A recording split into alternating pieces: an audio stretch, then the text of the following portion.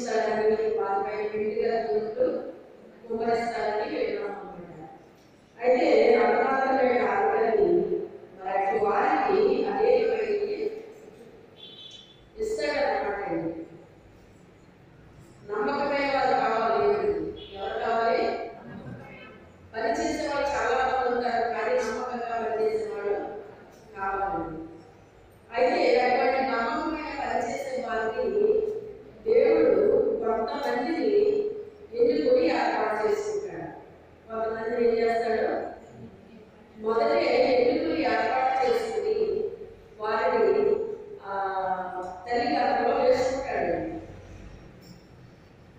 వాళ్ళలో పుట్టి పెరిగిన తర్వాత దేవుళ్ళు రావడం కాదు కానీ మొదటిగానే దేవుని ప్రణాళికతో వాళ్ళు వేయబడతారు. అయితే ఆ రోజు మీకు వాక్యం చెప్పేటప్పుడు మోషే గురించి చెప్పాను కొన్ని విషయాలు. అయితే మీరు వినేసి మరి వెళ్ళిపోతారు. తర్వాత ఎంతో ఆలోచిస్తారు, నాకు తెలియదు. మళ్ళీ నేను ఆలోచిస్తాను, అదే వాక్యాన్ని మళ్ళీ నేను ఆలోచిస్తాను. అక్కడితో వదిలేయండి. అయితే నేను మోషే గురించి ఆలోచిస్తున్నాను అన్నమాట. మరి ఇక్కడ మోషే ఎందుకు అంత టైం తీసుకుంది అని చెప్పేసి నేను ఆలోచిస్తున్నాను. ఎందుకు అంటే మోషేని దేవుడు ఎన్నిక చేసి ఏర్పాటు చేసుకున్నాడు. వాళ్ళు అందరూ కూడా బానిసలుగా పనిచేసే టైం అది ముందుగానే అబ్రహాముని పిలిచినప్పుడే చెప్పేశాడు ఆ విషయాన్ని దేవుడు. మీది కాని ప్రదేశంలో బానిసలను వాడుకుంటాను, వాళ్ళకి నేను తీరుస్తాను, అప్పుడు వాళ్ళ నుంచి తీసుకొస్తాను, వాగ్దాన దేశానికి చేరుస్తాను అని చెప్పేసి అబ్రహాముని పిలిచినప్పుడు ముందుగా చెప్పాడు అబ్రహాముతో విషయాన్ని. అయితే అదే రీతిగా వాళ్ళు అక్కడ వెళ్ళడం, ఐగుప్తు దేశంలో ఉండడం ఇదంతా కూడా జరిగిందన్నమాట. జరిగినప్పుడు వాళ్ళ ఇంటిని చేసుకుంటూ చాలా బాధలు పడుతున్నారు. వారి యజమానులైన ఐగుప్తీయులు వారిని చాలా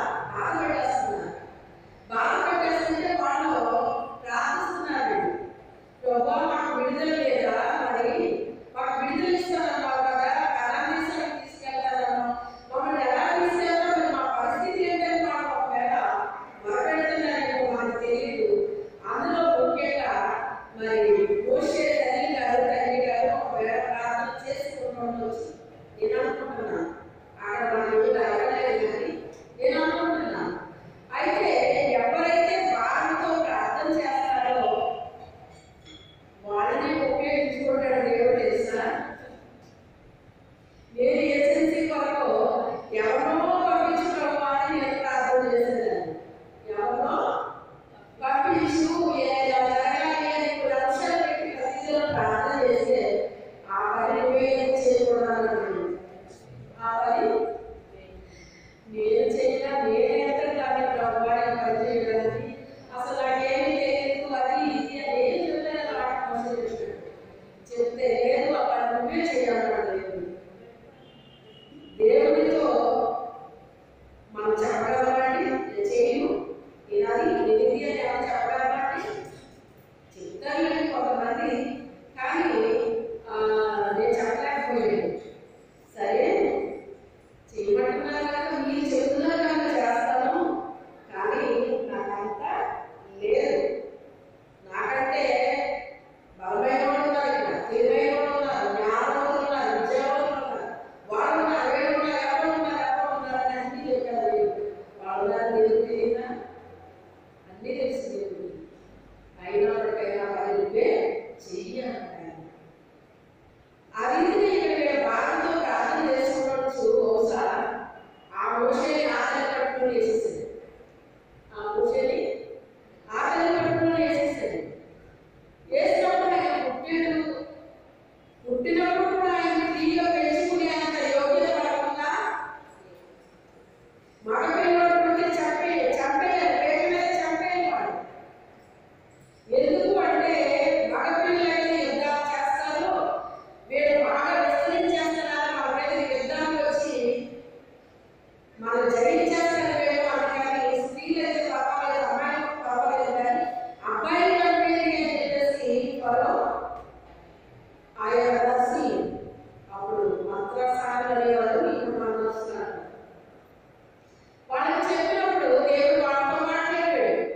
మీరు అలా చేయొద్దు అని చెప్పాడు దేవుడు. వాళ్ళు అలా చేయలేదు, బ్రతికించారు వాళ్ళు. ఆ బ్రతికించిన మగపిల్లల్లో ఒక ఆయన ఈ మోషే. మీరు ఆలోచించండి, ఏ బిడ్డ పట్ల దేని ప్రణాళిక ఉందో అమ్మ కడుపులో పడిన దగ్గర నుంచి ఆ బిడ్డని చంపడానికి సాధారణ ప్రయత్నం చేస్తాడు. ఆ గర్భంలో నుంచే బయటకు రాకుండా చేస్తాడు. బయటకు వచ్చిన తర్వాత అనేకమైన ఎలాంటి వాళ్ళు ఏమవుతాయండి, చావు బ్రతుకుల మధ్య ఎన్నో సార్లు బయటపడ్డారనే సాక్ష్యాలు మనం వింటుంటాం.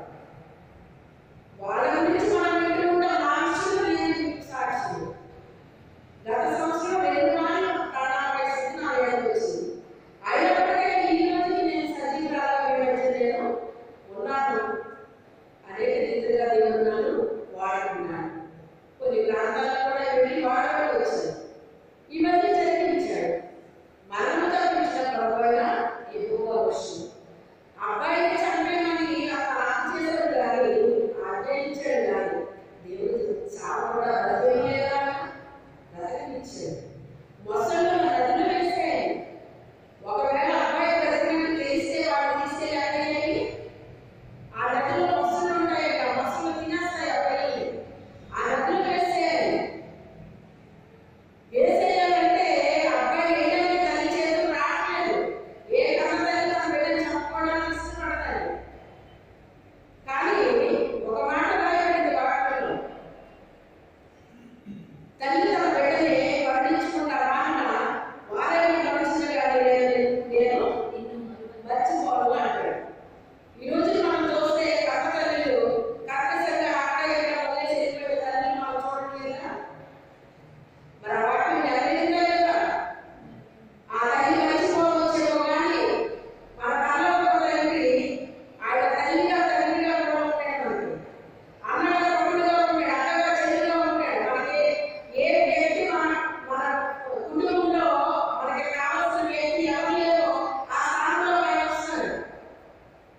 ఏ టైంకి ఏది అవసరమో ఆ కుటుంబాన్ని మన వస్తాడు, సహాయపడతాడు.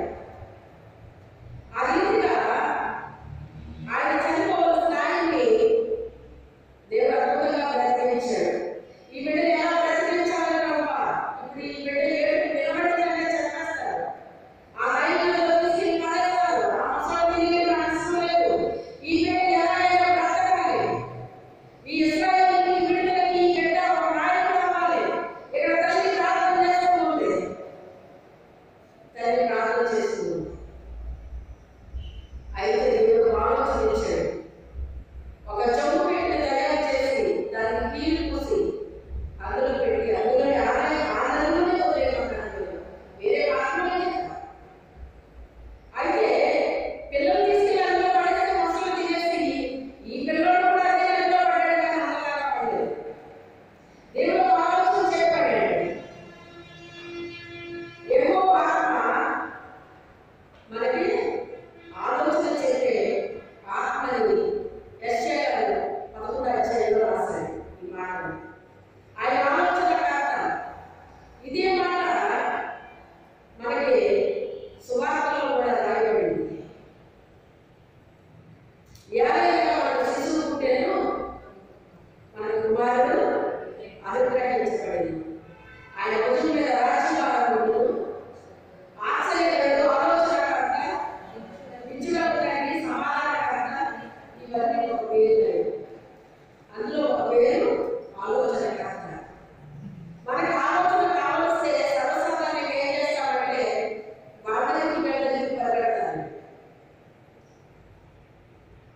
నాకున్న అలవాటు ఏంటంటే దేవుడి దగ్గరికి పరిగెడతాను. మొదటిగా దేవుడి దగ్గరికి పరిగెడతాను ఎవరికైనా సరే.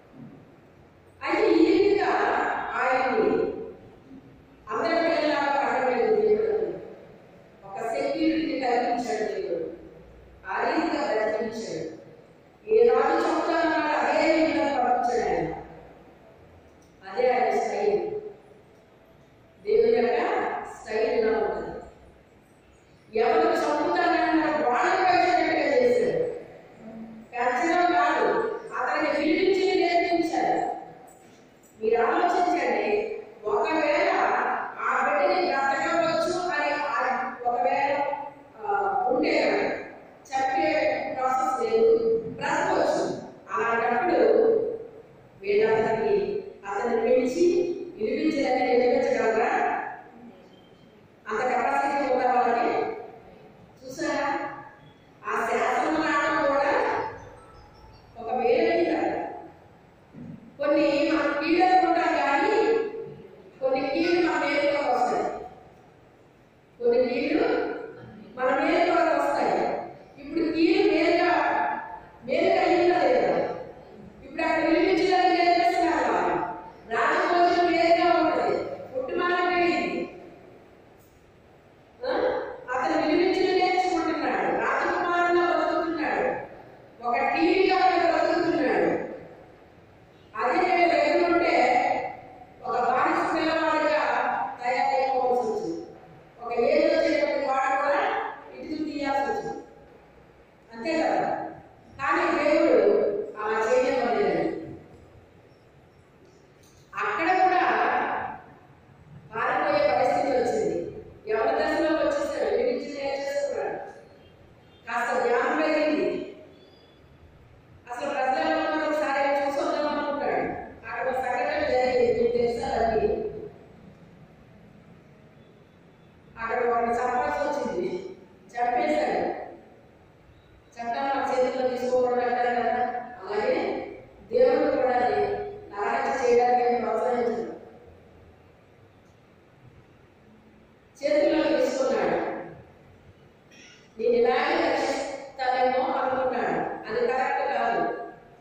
అబ్బో నీకు కొంచెం తరఫీదు అవసరం, నువ్వు కొంచెం తరఫీదు అవసరం అని చెప్పేసి పంపించాడు. ఆయన విద్యార్థి దేశం పారిపోయాడు. అక్కడికి వెళ్ళాడు. అక్కడ గొర్రెల మందలు వేసుకొని నీళ్లు తోడి పెడుతున్నారు గొర్రెలు. ఆడపిల్లలందరినీ కూడా మీరు ఆడపిల్లలు వదలకోండి, ముందు మేము మంగళం మేము చేసుకుంటాం, మీరు లాస్ట్ ఎదిగారు అని ఒక పక్క చూసేస్తున్నారు. అదంతా చూసాడు. బాగా కూర్చుని చూసి ఇదేంటిది, పాపం ఈ పిల్లలు చాలాసేపు అయింది కదా వచ్చి ఇలా వస్తారేంటంటే అని అతను లేచి నీళ్లు తోడి ఈ గొర్రెల మందలు పెట్టేశాడు. పెట్టేస్తే వెళ్ళిపోయాడు. వెళ్ళిపోతే ఎంత త్వరగా వచ్చారంటే కొంచెం మీరు అంటున్నాడు తండ్రి. తల్లి తండ్రి పిల్లలు ఎక్కడికి వెళ్తున్నారు, ఎక్కడికి వెళ్తున్నారు, ఎప్పుడు వస్తున్నారు అన్నీ కూడా గమనించాలి. కొంతమంది తల్లిదండ్రులకి పట్టదు. ఆ పిల్లలు ఎక్కడ కూడా పట్టించుకో, ఎక్కడ వచ్చినా పట్టించుకో, ఏం చేసినా పట్టించుకో, ఏం పట్టించుకో. ఇప్పుడు ఆ తల్లి ఎందుకు అడిగాడా? రోజు మీద త్వరగా వచ్చారని ఎందుకు అన్నాడు? ఏ టైం వస్తున్నారో గమనిస్తున్నాడా లేదా? పిల్లల్ని గమనించాలి. ఆ పిల్లలు ఎక్కడికి వెళ్తున్నారో, ఎక్కడ వస్తున్నారో, ఎవరితో స్నేహం చేస్తున్నారో, ఇవన్నీ కూడా సాగత్యాలు. కొన్ని సాగత్యాలు జీవితాలు నాశనం అయిపోతాయి. అందుకే చాలా జాగ్రత్తగా చూసుకోవాలి. కొంతమంది అనుకుంటారు మగపిల్లలు కదా అనుకుంటారు. ఆ మగపిల్లలు తెచ్చాక రాసింది. ఆడపిల్లలు చాలా తెలివిగా ఉంటారు ఈ రోజుల్లో, చాలా తెలివిగా ధైర్యంగా ఉంటున్నారండి. తెలివిగా ఉండడం తప్పు కాదు, ధైర్యంగా ఉండడం తప్పు కాదు. పనికి మారిన తెలివి ధైర్యం తప్పు. ధైర్యం ఉండొచ్చు, పనికి మారిన ధైర్యం కాదు. తెలివి ఉండొచ్చు, పనికి మారిన తెలివి కాదు. మంచి తెలివి ఉండాలి, మంచి జ్ఞానం ఉండాలి. నేనంటాను తెలివి కంటే ముందు మనిషికి ఏం ఉండాలి? జ్ఞానం ఉండాలి. జ్ఞానం ఉండాలండి. జ్ఞానం ఉంటే ఆ తల్లి తన ఇంటిని చక్కబెట్టుకుంటుంది. ఏ పిల్ల ఎక్కడికి వెళ్తుందో, ఏ పిల్లడు ఎక్కడికి వెళ్తున్నాడో, ఎక్కడికి తిరుగుతున్నారో, ఏం మాట్లాడుతున్నారో, ఈ రోజుల్లో ఎక్కడికి వెళ్ళలేదు,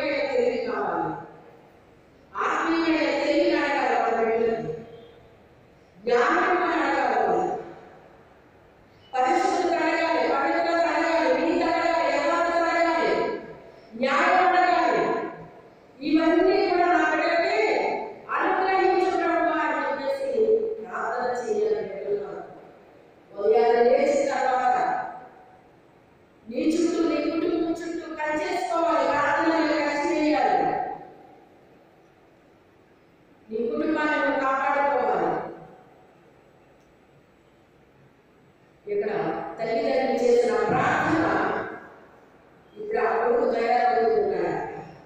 తయారయ్యాడు కానీ కాస్త సొంత దేవుడు ఉపయోగించాడు. అంటే మా అమ్మ ఇలా విధవాలు చేసింది కదా నాకు. ఆమె పాలిస్తూ అనేక విషయాలు నేర్పేసిందండి. అయ్యా మనం హెబ్రీయులు, వాళ్ళు ఐగుప్తీయులు, నీ కొరకు ఇలా ప్రార్థన చేశారు, నువ్వు ఏంటి గొప్ప లేడుగా అవ్వాలి, వాళ్ళ ఐగుప్తు దేశం నుంచి కానాను దేశానికి నడిపించాలి, ఐగుప్తు కోసం ప్రార్థన చేశారు అని చెప్పిందే వాళ్ళకి మనకు తెలియదు. ఏదైనా అదంతా మనసులో పెట్టుకున్నాడు అమ్మాయి. మనసులో పెట్టుకుని ఎలాగైనా చేయించాలనుకున్నాడు. ఎలాగైనా చేయకూడదు చెప్పాను అమ్మ. మన న్యాయం వేరుగా ఉంటుంది, దేవుని న్యాయం వేరుగా ఉంటుంది. మన లెక్కలు వేరుగా ఉంటాయి, దేవుని లెక్కలు వేరుగా ఉంటాయి. మన లెక్క కాని లెక్కలు ఉంటాయి, దేవుని లెక్క కరెక్ట్. మన న్యాయం మన దృష్టికే న్యాయం కనిపిస్తుంది, కానీ దేవుని దృష్టికి న్యాయం అది కరెక్ట్. అది కరెక్ట్. అందుకే మన న్యాయంతో కానీ మనం చూసుకోవాల్సింది ఇది దేవుని దృష్టికి న్యాయమా కాదా అని దేవుని ప్రకారంగా చూడాలి. మనం దేవుని లెక్కల ప్రకారంగా చూడాలి. మనం ఆ రీతిగా అతని చేతిలో తీసుకున్నాడు. దాన్ని ఒక అబ్బాయి చంపేశాడు, ఎస్లో పాకేశాడు. దేవుడు చూడట్లేదా? చూశాడు. తర్వాత తల్లిపై మారిపోయాడు, విద్యాలయం అక్కడ నీళ్ళతో వాళ్ళు ఏం చేయదు, విటమిన్ తల వచ్చాడు అన్నారు. ఇలాగా ఒక హెబ్రీయుడు వచ్చాడు, నాన్న నాకు మాకు సహాయం చేశాడు అని చెప్పినప్పుడు మరి అతను భోజనానికి పిలవకుండా ఎలా వస్తాడు? మా మీకు ఏదైనా హెల్ప్ చేశాడు కదా, భోజనానికి పిలవలేకపోయారా అన్నాడు. తీసుకున్నాడంటే అని పంపించాడు. చూసారు, తండ్రికి చెప్పేదాన్ని ఇంటికి తీసుకెళ్ళా అబ్బాయి. ఇప్పుడు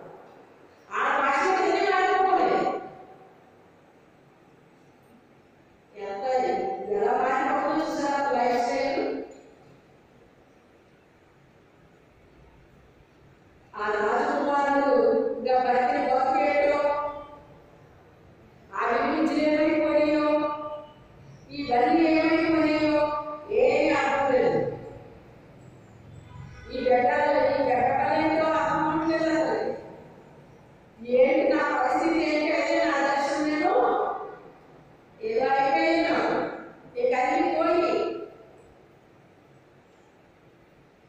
మరి నాకు జరగాల్సింది జరగాలి కదా, ఏమైపోయింది మరి నా పరిస్థితి ఏంటి? ఏ లైఫ్ వాళ్ళు ఏం చేసుకోవాలి? ఈ గొర్రెలే వెళ్ళిపోవాలా? ఏంటి నా పరిస్థితి? ఆలోచిస్తున్నాడు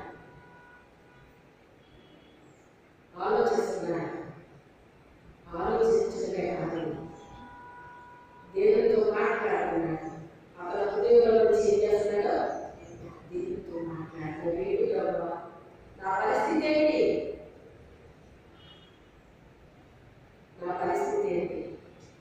నా తల్లి ఎన్నో చెప్పింది, నా పక్కనతో ప్రార్థన చేశాను, మరి ఏంటి నా పరిస్థితి? ఏం చేస్తున్నాను నేను? ఏం జరుగుతుంది? ఏం జరగబోతుంది?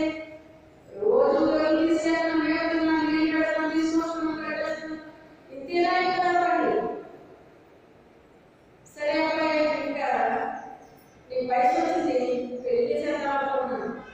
పెళ్లి చేసేస్తారా సార్? అవును. నీకు చేసేస్తున్నా ఎక్కడ ఉండాలగా? వయసు వచ్చింది కదా అని ఎవరో ఎందుకు అనుమతి చేసుకున్నాడు. కూతురించి పెళ్లి చేసేసాడు. పెళ్లి అయిపోయింది, ఇద్దరు పిల్లలు పుట్టేశారు. ఏంటో ఈ పెళ్లికి తల్లి లేదు, తండ్రి లేడు, కథావడం లేదు, తెచ్చుకున్నవడం లేదు, ఎవరు లేరు. ఏం జరుగుతుందో తెలియట్లేదు. ఏం జరుగుతుందయ్యా? ఏంటయ్యా? లైఫ్ ఏంటయ్యా అని అతని దర్శనాన్ని మాత్రం కోరుకోవాలి. దేవుడు మనల్ని ఎందుకు ఏర్పాటు చేసుకున్నప్పుడు దర్శనం చచ్చిపోకూడదు. దర్శనము చచ్చిపోకూడదు. దర్శనాన్ని మనం చంపేయకూడదు. దర్శనాన్ని మనం హత్య చేయకూడదు. దర్శనం బ్రతకాలి.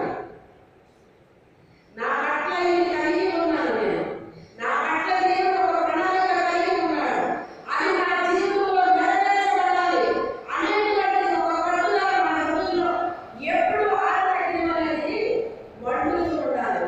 ప్రస్తుతం మనం ఏదో చేయవచ్చు, ఇదే కాదు మన పని, ఏదో ఉంది, ఏదో చేయాలి, ఏదో చేయాలి.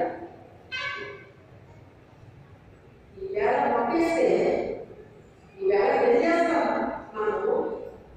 రేపు మొక్క వచ్చేస్తుంది, ఎల్లుండి పూసేస్తుంది, అప్పుడు కాయకాస్తుంది.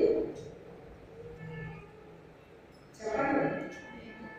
ప్రతి దానికి టైం ఉంటుంది, ప్రతి దానికి టైం ఉంటుంది. మనకి టైం ఉంటుంది, దేవుడికో టైం ఉంటుంది. మన టైం ఎలాగంటే వెంటనే చనిపోవాలి, లేదు సరే ఆలస్యం అసలు ఉండకూడదు. అదే దేవుడు ఏదైనా చెప్పింది చెయ్యాలనుకో, ఎంత లేటుగా చేస్తాం మనం. ఇది ఇప్పుడు కాదు బాగా చేస్తాం, కొంచెం నేను ఖాళీ అవ్వాలి, కొంచెం నాకు తీరిక చేసుకోవాలి. ఎందుకంటే మన తీరిక ఉండదు కదా, మనకి ఎక్కడ తీరికండి, ఎక్కడ ఉంటున్నాం మనకి కొన్ని పనులు అవసరమైతే అదన మనకు 3 పనులు. దేవుడు తెలియలేదు మనకు 3 పనులు విషయం. అందుకు మీరు ప్రార్థన చేయడంలో, ప్రార్థన పెట్టడం ఆయన తెలియదు. మనం బాగా జ్ఞానవంతులు కనుక ఏదో ఎప్పుడు ఉంటాడండి ఇలా కాస్త ధైర్యం కావాలి కదా. మనం ఇదంటాడు కదా. దీనికి ఒక టైం ఉంటుంది, మనకు ఒక టైం ఉంటుంది. మనం అడిగేవన్నీ మాత్రం ఇలా పడితేసినప్పుడు నిన్న ఒక చిన్న ప్రార్థన కూడా కదా మనసులో అనుకున్నానంటే, అబ్బాయి ఇలాగా అనుకున్నానండి, కొంచెం బాగా అనుకున్నాను అన్నమాట మనసులో. ప్రార్థన కూడా చేయలేదండి నేను చెప్పాలని. నిన్న సాయంత్రం అనుకున్నాను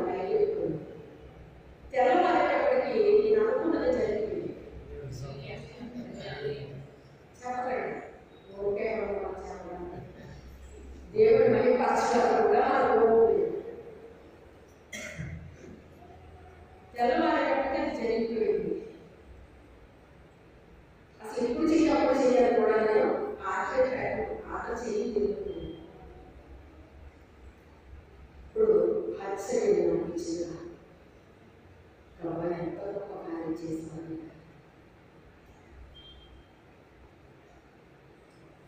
ప్రతి విషయంలో కృతజ్ఞతలు చెప్తానండి. ప్రతి విషయంలో కృతజ్ఞతలు చేస్తాం చూసుకోవాలి, చేస్తాం చూసుకోవాలి అని ఆయన కృతజ్ఞతలు చెప్పుకుంటాను. ఎందుకంటే దానికి ఒక రూపాయి ఖర్చుకోలేదు, ఏమీ అవ్వలేదు.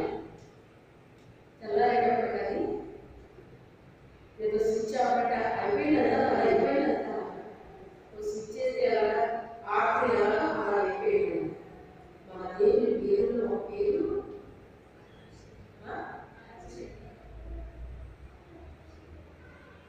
అరవంటే ఎంత వస్తుంది.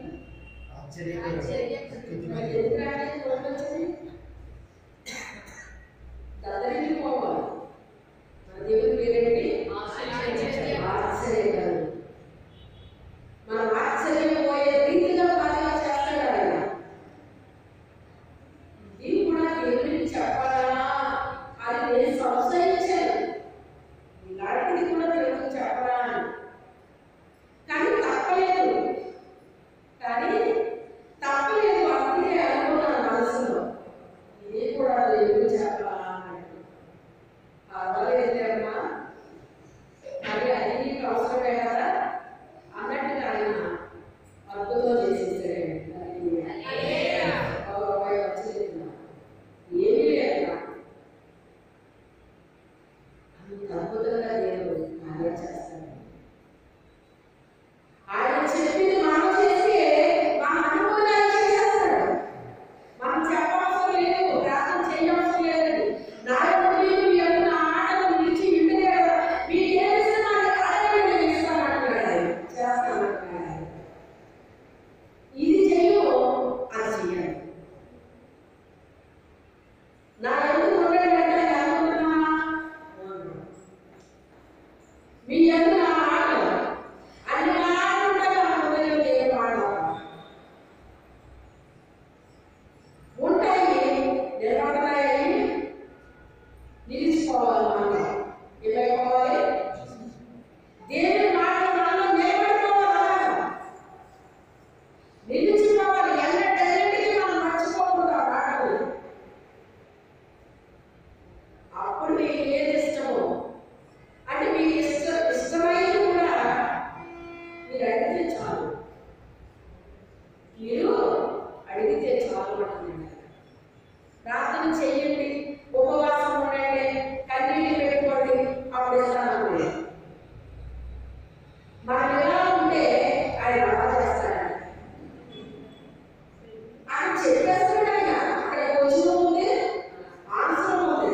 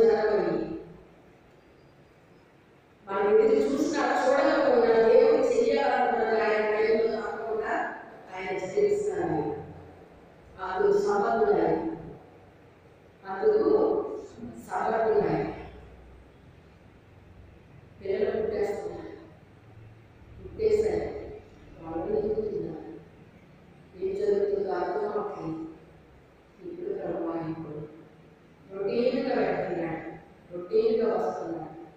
రొటీన్ లైఫ్ అయిపోయింది. వస్తున్నాడు వెళ్తున్నాడు. రొటీన్ లైఫ్ జరుగుతుంది. బాగా తీరిపోతుంది ఊళ్ళో. ఏంటి ఇక రోజు తోడుకెళ్తున్నాను, వేపుతున్నాను, నీళ్ళు పెడుతున్నాను, తీసుకొస్తున్నాను, వాటికి కడుతున్నాను, మళ్ళీ తీసుకెళ్తున్నాను, తీసుకొస్తున్నాను. ఏంటిది నా దర్శనం ఏంటి? నా దర్శనం ఏంటి? మనసులో బాధ పెరిగిపోతుంది, గుండెలో బాధ ఎక్కువైపోతుంది. రోజుకి బాధ పెరిగిపోతుంది.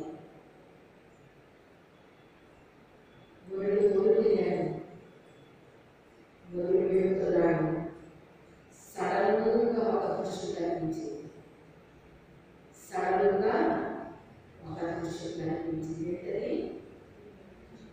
ఒక పొద మీద అగ్ని కనిపిస్తుంది. పొద కాలిపడలేదు, అగ్ని కనపడుతుంది. ఇదేంటి చాలా విచిత్రంగా ఉంది.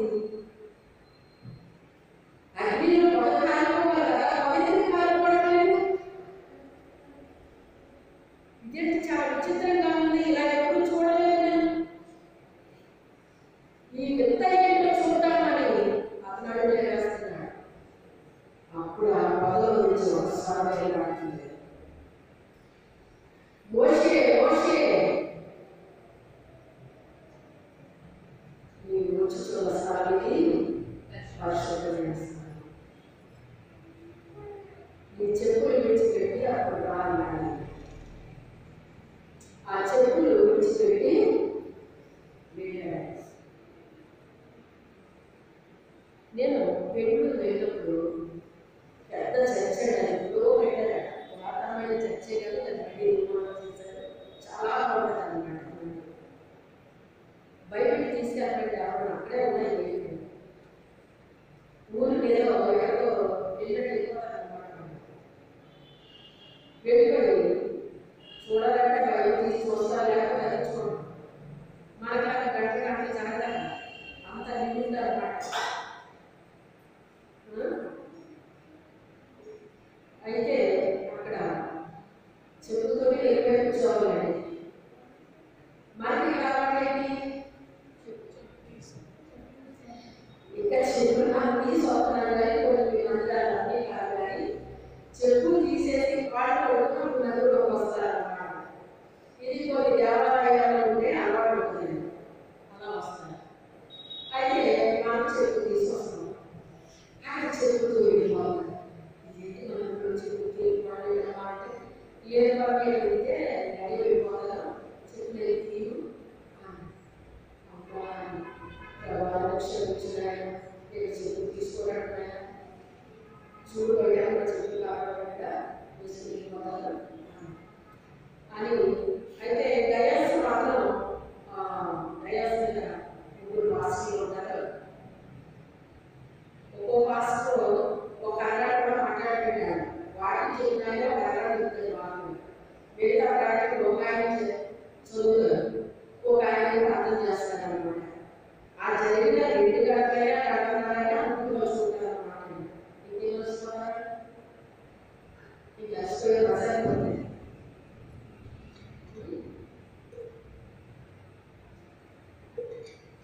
అయితే అదే అన్నమాట. క్షమించిన చెప్పుతో ఎలా ఉంటుందా వెళ్ళి కూర్చున్నానండి. కానీ నేను మనం ఏ ఆశ చేస్తామో మన ఆశ తగ్గట్టే దేవునితో మాట్లాడాలి. దేవుని సేవలు ఉన్నాయనుకోండి, అలా ఏం కాదు. వినే సేవలు అనుకోండి, ఏం మాట్లాడతారు. మనకు వినడానికి ఇంట్రెస్ట్ ఉన్నప్పుడు దేవుడు మాట్లాడాలంటే వినుటకు వారి శక్తితోని వారితోనే మాట్లాడాలని వాడుతూ ఉంటుంది. వినడానికి ఏముండాలంట? శక్తి ఉండాలంట. ఆ శక్తితో దేవుడు మనతో మాట్లాడాలంట.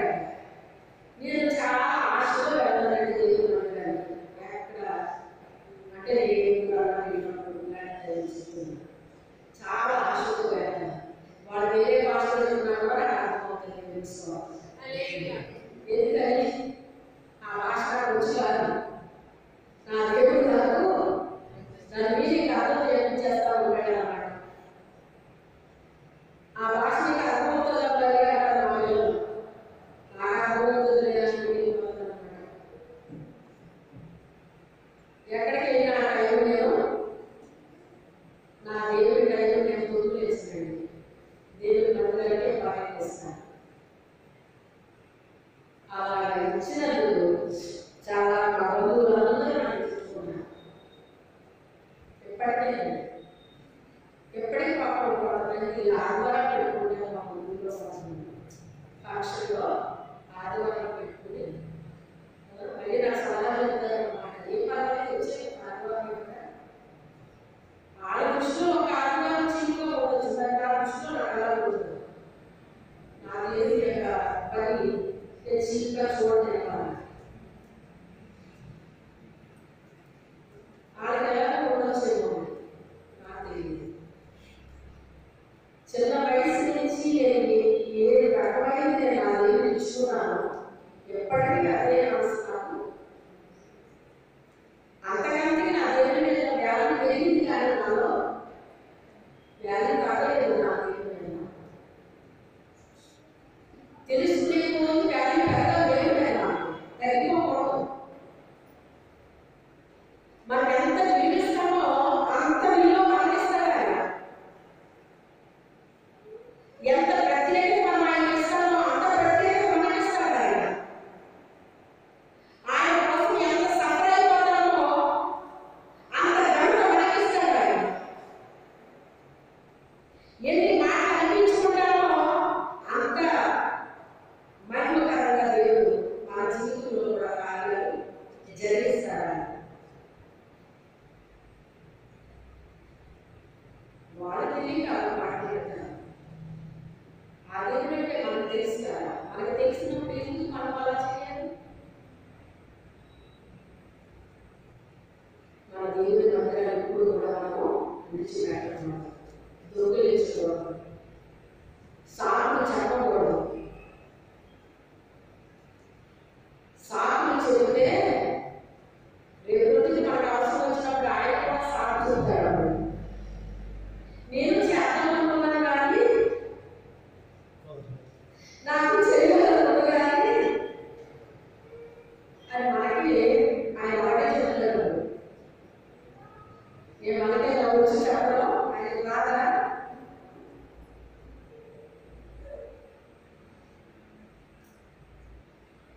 చెప్పులు అక్కడ అర్థం అవ్వలేదండి నాకు. నేను ఎటువంటి మహిమను నేను అనుభవిస్తానో, ఏ యొక్క అభిషేకాన్ని నేను అనుభవిస్తానో అక్కడ కూడా నేను అదే అభిషేకాన్ని అనుభవించాను. నా దేవుడికి నా చెప్పులు అక్కడ రాలేదు. ఏమో అక్కడ ఏం చదివావు, ఏమో మాకే అంతే చెప్పుతో నీకు వచ్చే ఏం పర్వాలేదు అన్నమాట. కాకపోతే పాజిటివ్గా నా డయాసెట్ చెప్పగలిగాడు. ఇప్పుడు ఇది ఎలా ఉందో మనకి, ఎందుకంటే హైట్ ఉంటుంది, ఈ డయాసెట్ హైట్ ఉంటుంది, ఇది కూడా వీళ్ళు కూడా ఇంకా హైట్ ఉంటుంది. పాస్టర్ దగ్గరికి వెళ్ళడం ఉండదు. ఎవరైనా విశ్వాసం వచ్చి పాస్టర్ గారితో ప్రార్థన చేసి కూడా అలాగే ఉన్నాం, అలాంటి ఏమన్నాడు. ఆ విశ్వాసం ఏదైనా ప్రార్థన చేయించుకోవాలి అనుకుంటే వాళ్ళే వచ్చి ఇక్కడ నిలబడి ప్రార్థన చేస్తూ మనం వెళ్ళిపోతారు అన్నమాట. పాస్టర్ గారి ప్రార్థన చేసి వాళ్ళే వచ్చాక చేస్తుంటారు, చేస్తూ వెళ్ళిపోతారండి. అది అక్కడ రూల్ అన్నమాట. అయితే నేను ఎక్కడ నేను ఇంట్లో ఉన్న విషయం నేను అనుభవిస్తాను, ఎక్కడ ఉన్నది అదే విషయాన్ని అనుభవిస్తాను, అక్కడ ఉన్నది అదే విషయాన్ని నేను అనుభవించాను. అప్పుడు నాకు అనిపించింది నా కాలం ఉన్న చెప్పులు కాదు నేను నేను